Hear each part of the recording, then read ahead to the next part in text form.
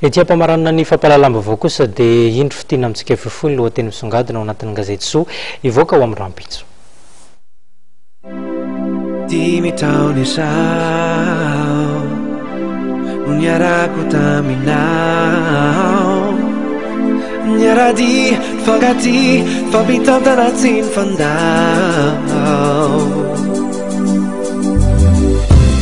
nitoky ny famzahaina tozoary manoana nyaina. Ny laharana fa 100 amin'ny gazety Soa nivoaka manomboka rapiso alakamisy indray. Lamaody eo amin'ny resaka atin'akanjo tena miramirana no entina amintsika vehivavy.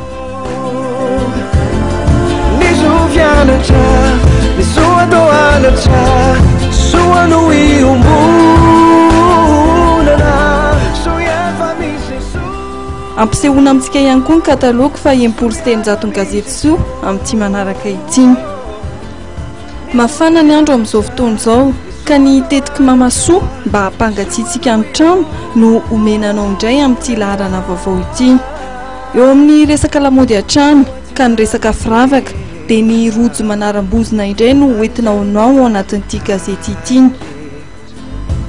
Sialazo fahit wet atambarend amin'ny rehetra soyana misy so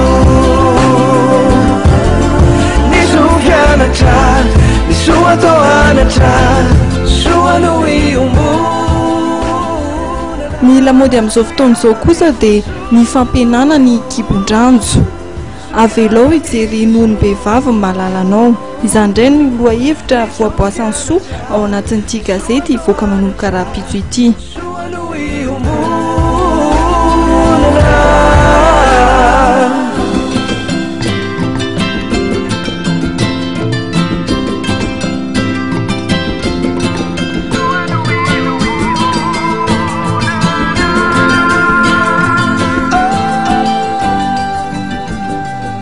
Andindinda tsoratra ihany ireo entina aminao ireo fa Rapiso no ivoaka ny lalana 100 ka ny famakianao izany no ahitanao ireo karazana lahatsoratra mahalinanao hatrany homanin'ny gazety Soa anao. Aza tonoina ary ny makany anjara gazetinao Diany Rapiso.